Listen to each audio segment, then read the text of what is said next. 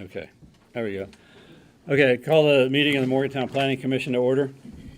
I'm not going to read the pre-meeting announcement. We'll go straight to the general public comments. Are there any general public comments for matters that are not on the agenda? Okay, now we'll go to the meeting minutes from November 10th. Move to approve the minutes as presented. Second. Motion and second, all in favor? It's unanimous. Who was the second? Sorry. Who was that? I'm staying up Oh, here. sorry. I can't see you down there. Man in the I'm sorry. Sorry. You missed one meeting. And maybe that's what I should do, is miss a meeting, relegated down to there and somebody else would do it. Move on to new business, MNS 22-10, Free Methodist Church of Morgantown, 300 South Walnut Street. All right. Thank you, Mr. President. So the property shown on the screen in the proposed subdivision currently encompasses 8,000 square feet at the corner of West Virginia Avenue, Mississippi Streets. The existing parcel contains two non-conforming structures, a church facility and small single-family dwelling.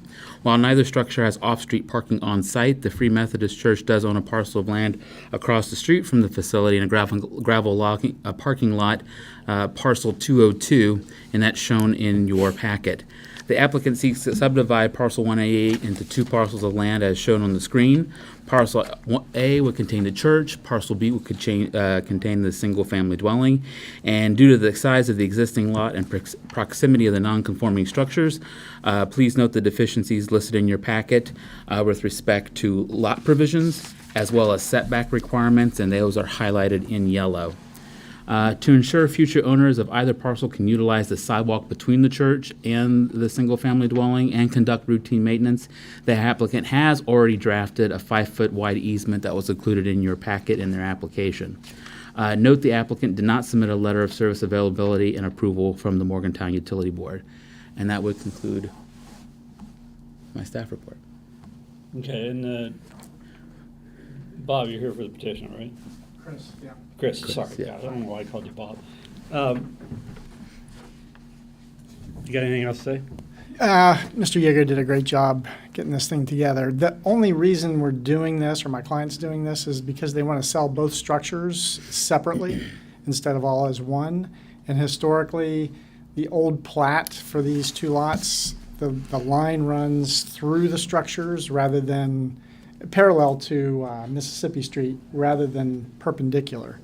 So we couldn't sell them as already established lots without doing this. The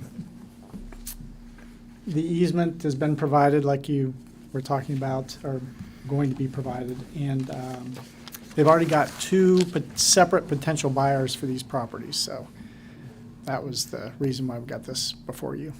Okay.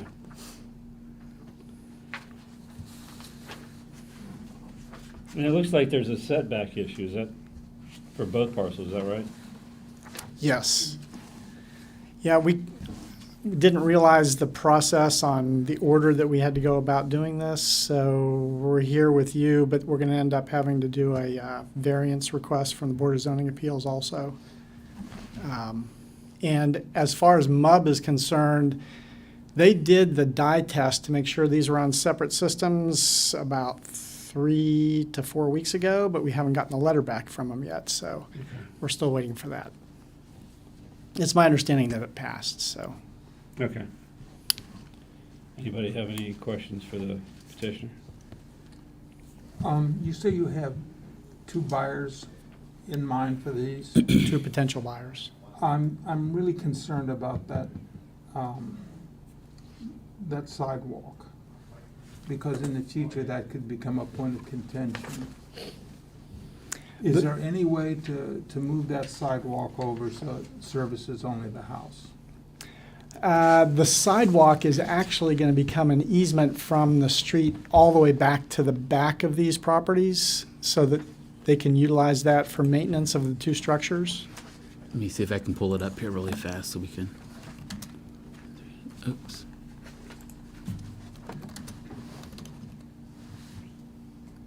So it's going to be, once you see it, it's going to be an easement from the church property owner for the beginning part of it, but then it's going to be a mutual easement where it goes between the two properties.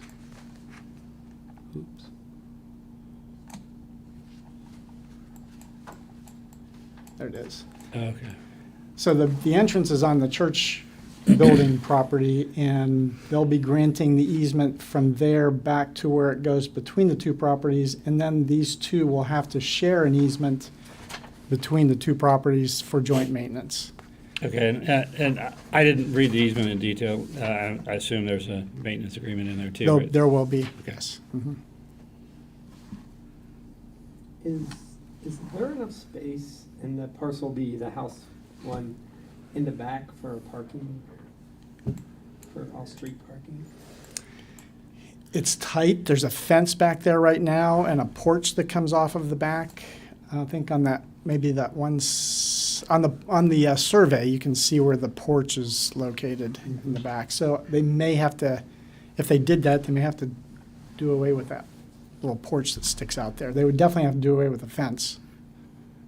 And to this, go in from the aerial here. There. What's This going is the to- fence here. What's going to happen to the parking lot, the land? The parking lot will go with the church building. They want to sell that together with the church building. So the parking in that cannot be counted with the house? Right. But there could be a variance from the BZA for the parking. For the Parking, house. and in the staff recommendations, there's some other ways to look at solving that issue. But I'm looking, that's I guess what I'm asking about. Is it possible to reserve spots if they're being sold separately? Well, It is. Okay. Their preference would be not to burden the Sure. church property parking lot with that, but, I mean, as a fallback, that could be a possibility. Right. Gotcha.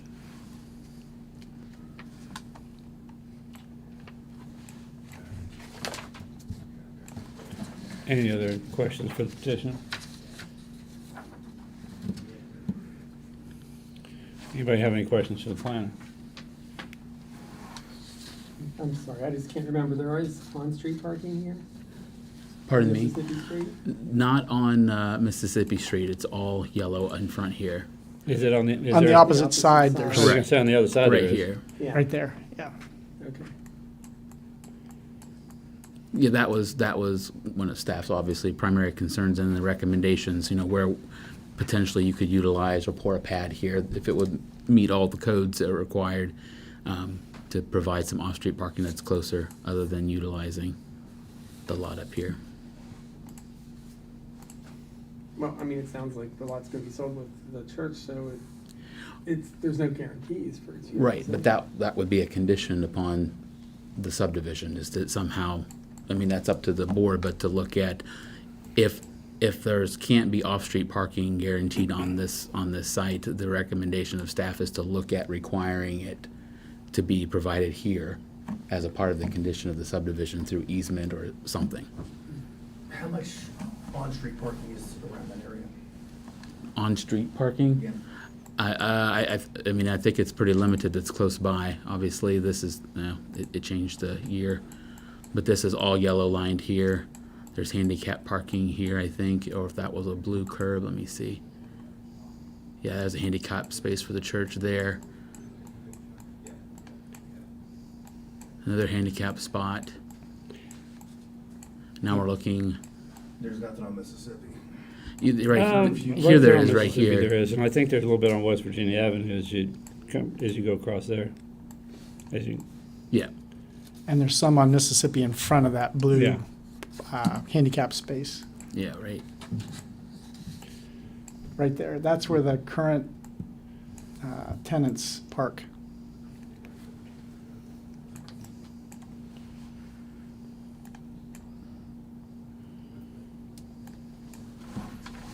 Vicky, does this structure predate the off-street parking requirements? Like, is this requirement only applicable because it's being subdivided Correct. now? Then I think they can just be given a variance. Anyway, just my opinion. Yep, that's one of the options in the staff recommendation, is 'Cause to if- just seek the if- variance for it. If that house had just been a house by itself this whole time, that's effectively the situation we'd be in, right? Because it predates the off-street parking. Yeah, there'd be no way to enforce requiring off-street parking, but because it's being split off from, that's the reason why we have to be concerned with it. Gotcha, thanks. Yep. Is a variance with us? variances with us, right? For that one? Yeah, that'd be in your staff report, it's Yeah. number 4.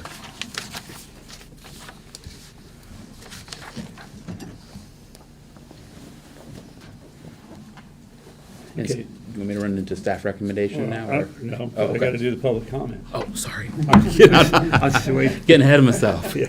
I'm just making sure nobody else has any other questions or anything. Okay, any member of the audience who'd like to speak in favor of the petition? Anyone in opposition? Okay, now we can do staff. Sorry about that. You're ready to get home, aren't you? No. Usually So we do after this way. review, staff did not provide a recommendation on the proposed minor subdivision. However, Planning Commission does approve. Staff recommends that it be contingent on the following, and you see them listed in your packet. I'd like to clarify numbers 2 and 3, however, that the applicant seeks and is granted variance relief from the Board of Zoning Appeals for parcel A with respect to letters A and B, and any other variances needed upon discovery, including any of the structures like the steps in between the church and the and the single-family dwelling. And number 3, the same. The applicant seeks and is granted variance relief from the Board of Zoning Appeals for parcel B for letters A and B, and any other variances needed upon discovery, once it gets to that phase. And then item number 4, there's 3 options here presented to the Planning Commission. One's already been discussed, seek a variance for the off-street parking. The other one is to ask the applicant to provide that parking allotment in the gravel parking lot and have that recorded. Alternatively, the applicant could seek to establish off-street parking spaces between the single-family dwelling, basically off the alley, as an option as well. And 5 and 6 are listed in the packet. Okay, any discussion? So the church building is still, could still be considered zoned R1A? Yes. And if something else was going in there, I don't know what the plans are, but other than a residence or a church, then, As long as the church is in continuous operation, they can continue to function. If the owner of the property seeks to change it to another use that's not permitted in the R1A, they would not be able to do that. okay. The other question I had is, the gravel lot that's non-conforming right now? Correct. Okay. So if we kind of suggested that was the case, then we're kind of buying into that continuing to be a non-conforming entity in the neighborhood.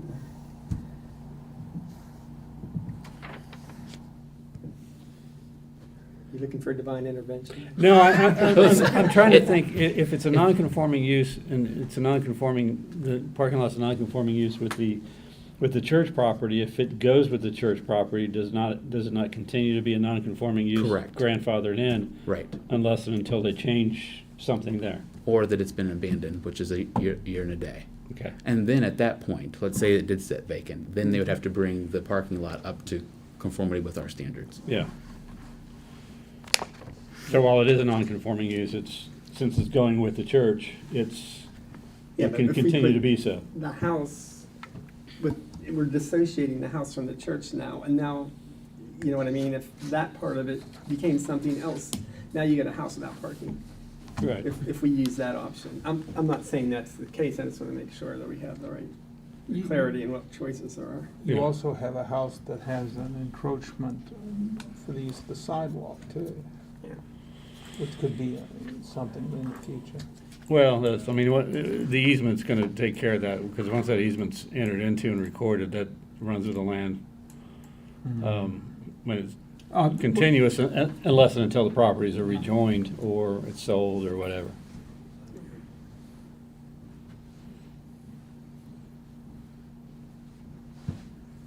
Okay. Okay, what's everybody wanna do?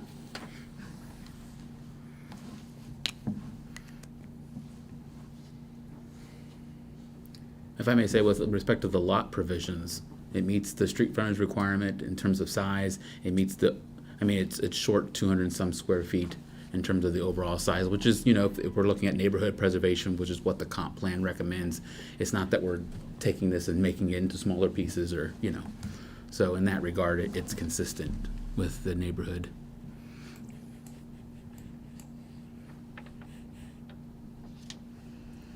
I mean, maybe an in-between thing would be one space in the back of the house or the side of the house as far as a parking space, and then you have street options too. I just have a hard time thinking about putting it with the gravel lot when the Yeah. gravel lot goes with the church, and if that all goes away, then Yeah, see, I don't know that we can necessarily make them put parking in with the gravel lot. I think, to me, the best option is, if we're gonna do this, is do a variance that they don't have to provide off-street parking, that the on-street parking's fine. Was the residence initially used as a parsonage? Is that why it's built so closely to the I was going to church? ask the applicant, I think it historically. Originally, it was, they used it as a parsonage. Yeah. And then lately, it has not. It's been separate ownership, or separate tenants. Okay. Yep.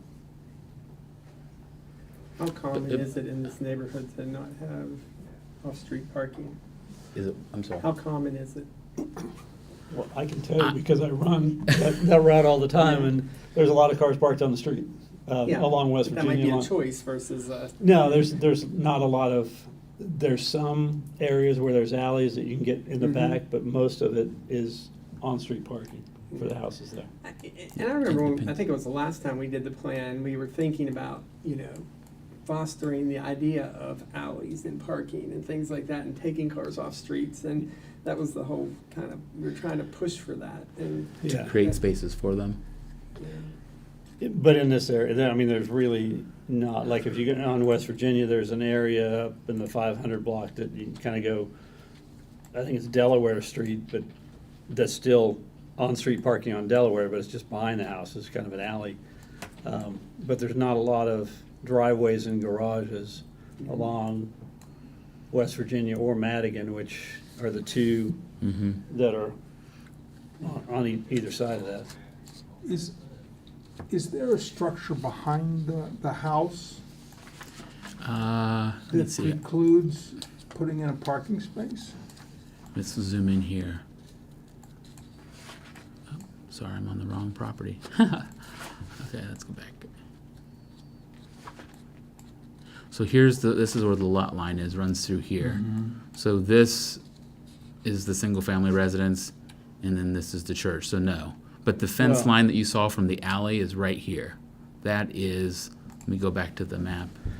You can see that. If you put a parking lot in there, you have no yard or parking Yeah. space. Oops. Can't get it to drop so far away.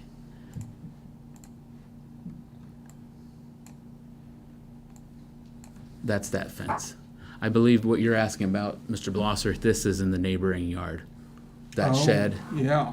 yeah. But that fence, is the fence part of this house?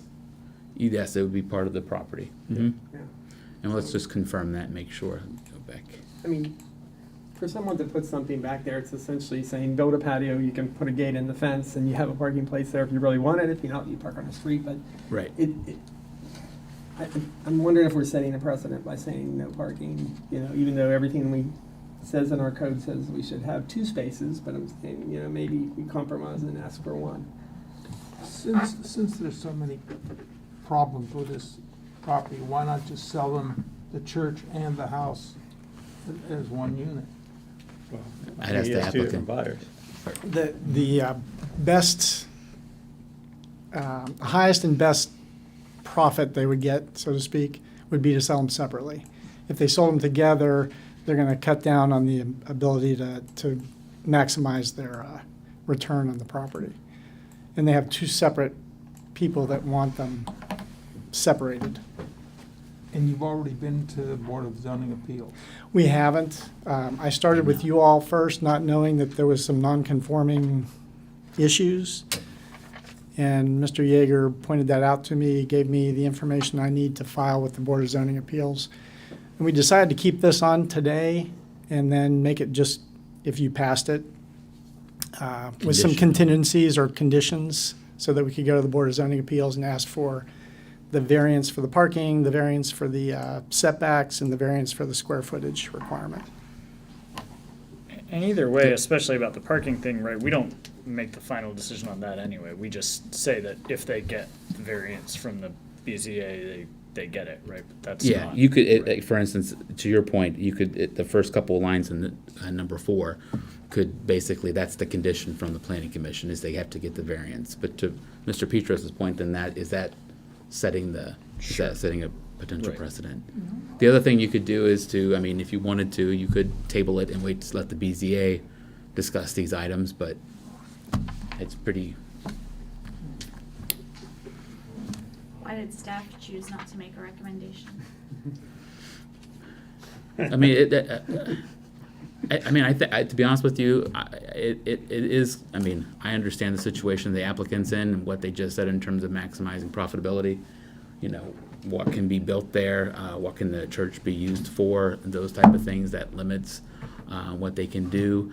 But to be honest with you, I think, you know, the smaller lot is almost a normal sized lot. It's just that they're so close together. So, you know, if the off-street parking were addressed, I think staff would be more amenable to it. We just want to make sure that there's, either it's on the street, as the applicant said, where people are parking now, or that there's some way to provide at least a off-street parking space, or get a variance from the Board of Zoning Appeals. Yeah, see, my problem, I mean, I know that we want to require off-street parking, and I understand that. But to me, if you're gonna require the off-street parking on this, then there's gonna be, you're either gonna be parking cars directly in front of this and have to redo the entire front because it's kind of on a hill, or you're gonna take away anything that could be a backyard / patio and just have cars parked there. So it's really taking away a use of that property, for one. I guess they could build a patio, call it a parking place, and still park on the street, right? I'm sorry, when it was a parsonage, the assumption was they were using that gravel lot, right? I mean, the assumption was that they were utilizing that for parking, or parking on the street, whichever was more convenient for them. But this lot isn't an extraordinary, it fits the code, right? It fits R1A as far as the square foot of the lot. No, that'd be one of the variances that they have to seek. The minimum lot size requirement is 3,500 square feet. But it's pretty close. Yes, it's 3,300, so. So the idea is, we have this rule about off-street parking, and this is approximately the square foot of this zoning Yeah, code, good so why do we point, even yes. have the rule if we're not gonna, I understand. and say you gotta Well- use up your yard for parking? Well, If that were the only problem, but there are other non-conforming elements to this piece of property. I'm not worried about a shared sidewalk, because you have you have an agreement that they can share it, so. That would run with the land. Yeah, so it would- the shared sidewalk doesn't bother me, the setback, that- not so much, only because you have the easement in there, and it's gonna be for maintenance too, so anybody can theoretically put a ladder or scaffolding between them, even though there's not room to get up on the roof on those sides. And that's be part of the easement too. To me, the only real sticking point is the parking.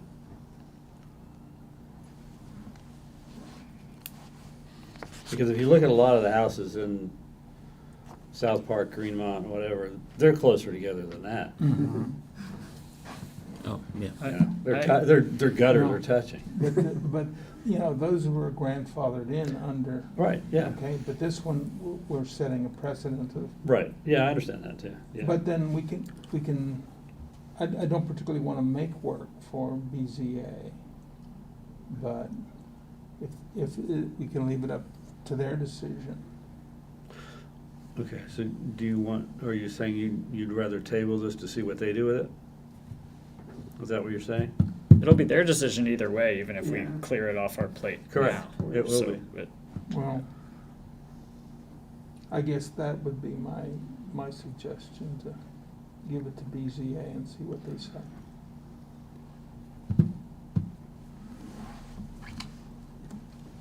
I agree with the chair. I think there's an opposite precedent we might be setting, which is that every time some really old house that's on a small lot comes up for a little bit of lot line tweaking, we end up changing the whole property, even when it would have been grandfathered in had it been built the way that Greenmont and South Park and First Word were built up in the first place.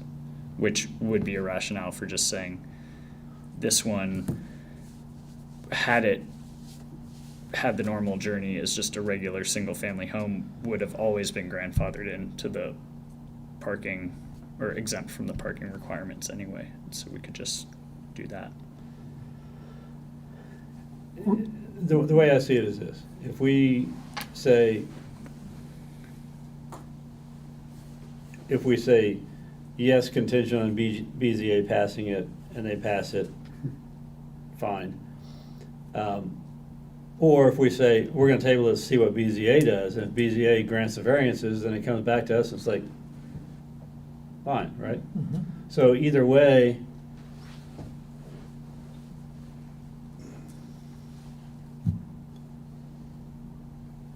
to me, this is more BZA call, I think, to start with, than it is us.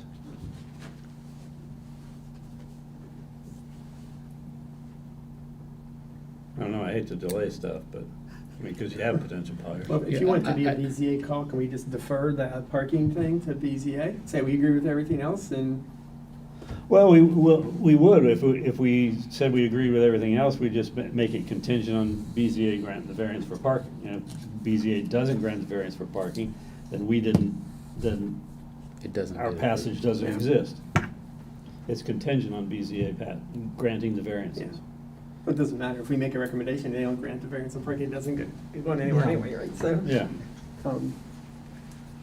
So items 2 and 3 in the packet, those would have to be granted by the BZA. Right. For sure. And it seems like you're looking at number 4, just the first couple of sentences, where it's just asking for the first option, so to speak.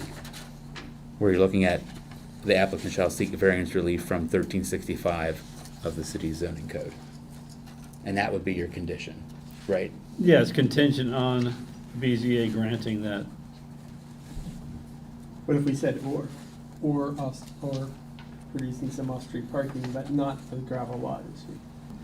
Well, if BZA doesn't grant the variance, I don't think there's any reason why they can't come back to us next month and say, here's our plan for how we're gonna fix that, the parking. Yeah. Well, I'm just thinking if BZA, if we give them the two options, they can pick one of those options and it's done, right? Yeah. So you'd be looking at. Off-street versus giving them a variance Variance. relief from parking, but not the gravel lot issue. That way, either way, it's done, as long as they pick one of those two, and we don't have, they So can if there's, move on. if I may clarify, so if there's two options, if the BZA doesn't grant the off-street parking variance, then this board's already said, then they have to supply off-street parking, and that would be, they would have to come up with some way to do that in order for the subdivision to be approved.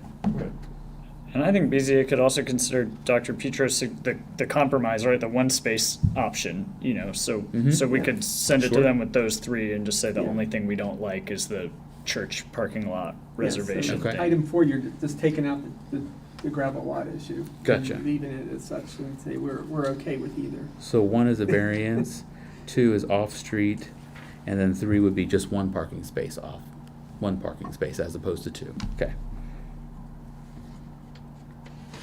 Okay. That's why I have revised as number 4 now, or that would be a contingency. Okay, so do you have this written up where if we pass this, Yes. we understand what the motion is and what'll be required of them, right? Yes, sir. Okay. Chris, do you understand Yeah. what it is so far? Okay, I got you. okay, so now what we'd have to do is have some sort of motion. Move to approve contingent upon staff recommendations, or the conditions recommended by staff, and adding under number 4, the ability to have the Board of Zoning Appeals grant variance, or the applicant providing 1 to 2 off-street parking spaces. Second. Okay, we have a motion, and we second. Charlie, second. Was that enough, Ricky? You got Yes, that? ma'am. Okay. Okay, That was my notes. all in favor? Okay, that's unanimous. Okay. Thank you all. Thanks, Chris. Thank you. Next item is MNS 22-11, James Lee Stottlemyre, Montrose Avenue.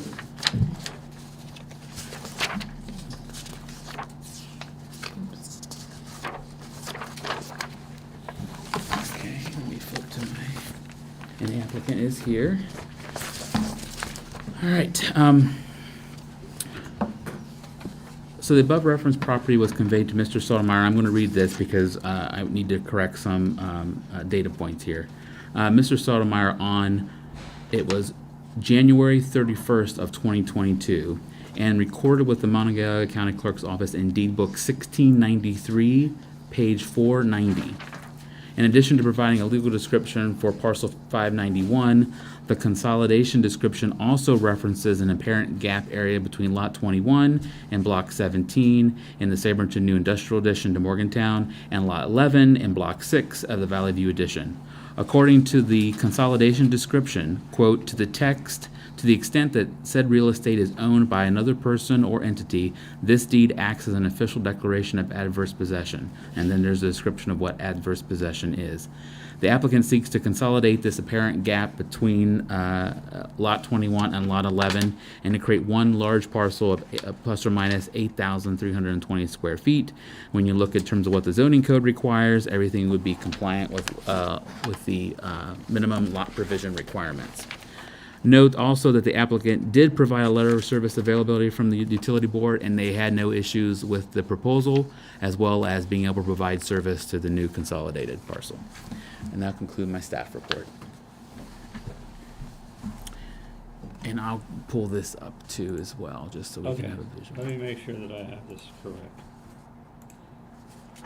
We have one lot that's about 8,300 square feet, and then there was a gap, a small gap between that and the next Oops. lot that, It's this, that, called it out in the description here. right, that they're claiming by adverse possession, and what they're doing is they're trying to Correct. consolidate this, do a minor subdivision to take that small strip, whatever it may be, and make it part of the 8,300 square feet, to make it 8,320 or 8,200, whatever it was. Yes. So that's all it's doing, is just taking the adversely possessed strip. Yes. Okay.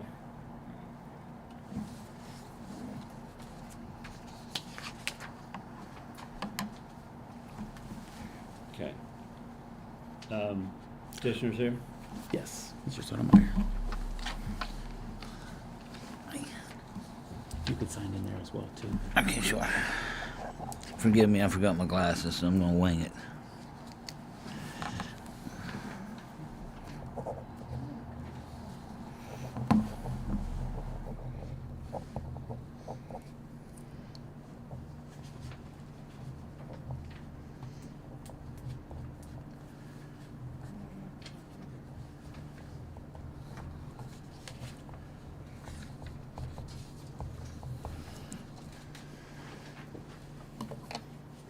So I got a quick question for you. You can speak if you want, real quick, but I got a quick question for you. If I understood correctly, that strip that we're talking about is already included in your deed, is that right? Included in a deed that's been recorded? It, No. Has Not in the deed, but in the survey. in the survey. correct. That was the correction that I put into the record Okay. from the staff report. Okay, Yes. okay.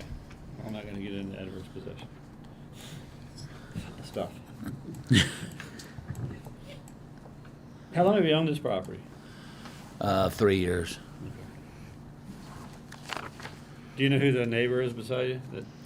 Yes, I know. Well, I don't know them personally. I've met them, but I know their names. I don't have them right off my head, but I do know who they are. Okay. Do you have anything you want to add to what the staff said so far?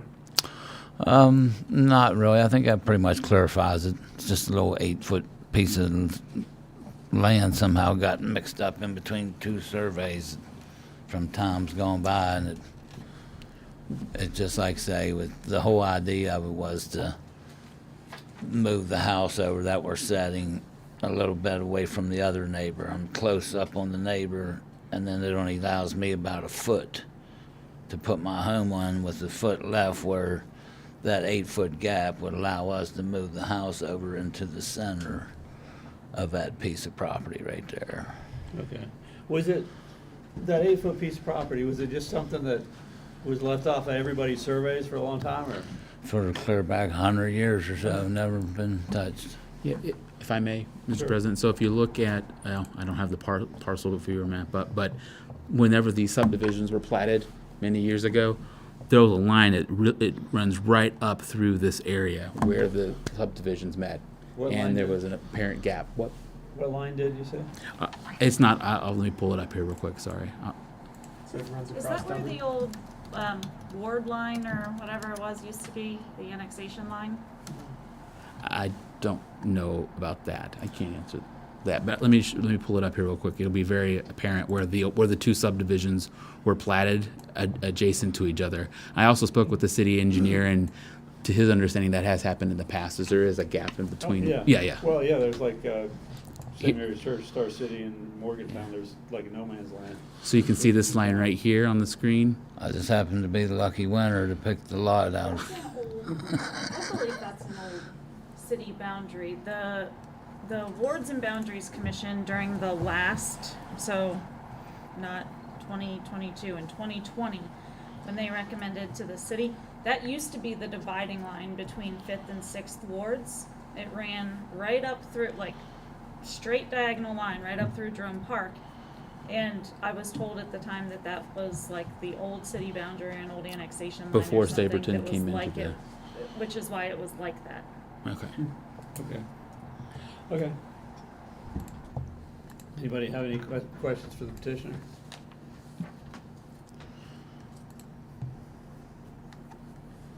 Okay. I'm gonna Public? do that. Huh? Public? I'm gonna do that next. Okay, thanks. Okay. Any member of the audience who'd like to speak in favor of the petition? Anyone in opposition? Okay, staff recommendation. Okay, so after review, staff recommends that the minor subdivision application or consolidation in this case be approved with the following conditions in your packet. We'd like to add 1/4 after consulting with the city attorney, add one additional condition, and it will read as follows. The final plat be updated to include a note that says this consolidation plat does not convey title of the apparent gap referenced on the plat and in the consolidation description provided by the applicant. And furthermore, the plat may be subject to revocation or invalidated if the title is contested. Okay, that sounds good. Any discussion or motions?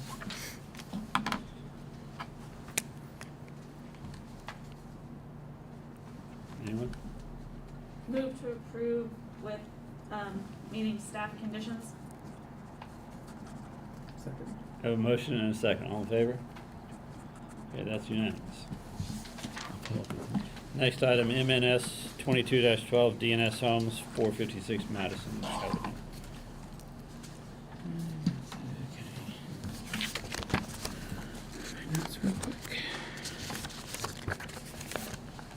So, 456 Madison is comprised of two lots that encompass 9,893 square feet. The parcel has an existing single-family dwelling and accessory structure in the rear of the property.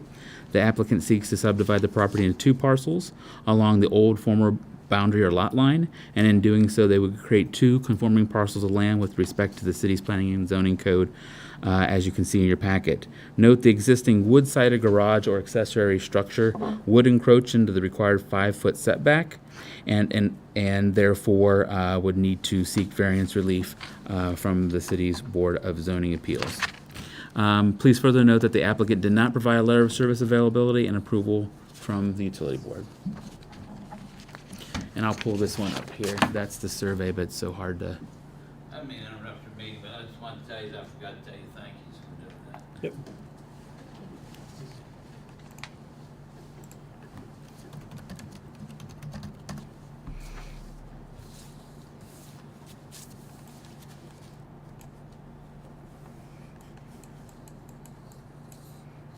.456 Madison, and then this is the lot to be created.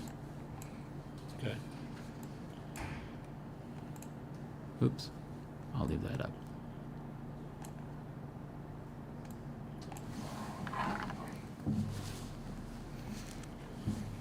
Okay. And petitioner here, Yes. if you want to say anything, go ahead. No, I guess this would be a zoning statement. The garage, we know is only 2.5 feet away from the property line. The garage is in question if we're gonna take it down. Yeah, we may So we demolish may it. just rebuild a new one that's further behind the house. So if that becomes an issue, or we can always go through with the variance if we do decide to keep it. But other than that, yeah, we just have a small company that renovates really distressed properties in this particular neighborhood. And we actually called about that church and nobody called us back. So. You should have talked to him while he was here. We did, yeah. I know. Well, then when he said it, that it was more lucrative to divide it. We would have bought it as a whole. So, yeah. Should have That's spoke that. up during that public comment. That would have saved us a lot of. I'm so sorry. I know. I was like, do I say anything? I'm like, but they don't want I to. can give you his phone number. Yeah, exactly. I know where he works. But the lot's a nice lot. It Yeah, if divides it does almost- fall through, I may almost actually reach 50-50, out. yeah. That was one of the first ones we called about. It looked abandoned. So. Okay. I guess we'll get back to this one then. Yeah, yeah. We're dealing with this one right now. Okay. So this house Okay. is currently being renovated. We'll do a full reno on it, full gut reno. We'd like to build another structure, so. Okay. Okay, anybody have any questions for the petitioners? No? Okay, thanks. That's it? Yeah, now Alright. we gotta do our. Oh, okay. Gotta do the vote. You gotta see if anybody in the audience is gonna I object. should've learned this. So by do the we first represent two. the audience now? Huh? We represent the audience for ourselves, right? Okay, any member of the audience who'd like to speak in favor of the petition? Anyone in opposition? Okay, staff recommendations, please. Staff recommends that the minor subdivision application be approved with the following conditions in your packet listed. Additionally, staff would like to recommend or suggest a condition of including a 5-foot maintenance access agreement because, as the applicant mentioned, the proximity to the side property lines to make sure that they can access it for future maintenance, whether they keep the garage or not. And then also, and this is not a condition, but something that we talked internally with our city engineering department, if a structure is built back on this property because of its proximity to this intersection, it'd be highly suggested that the parking access pad, drive, whatever, be adjacent to this lot line as opposed to putting it next to, Yeah, and we're gonna take down the pine as Yeah, well. there's Yeah. a pine tree there, so Yeah. that makes sense. Yeah. just because of yeah. Not a condition, but just awareness. Well, whenever they have to do the curb cut, they're gonna have to talk to the city engineer Correct. anyway, right? Yeah. Right. Otherwise, engineering had no issues with it. Okay. Okay, any discussion? Motions?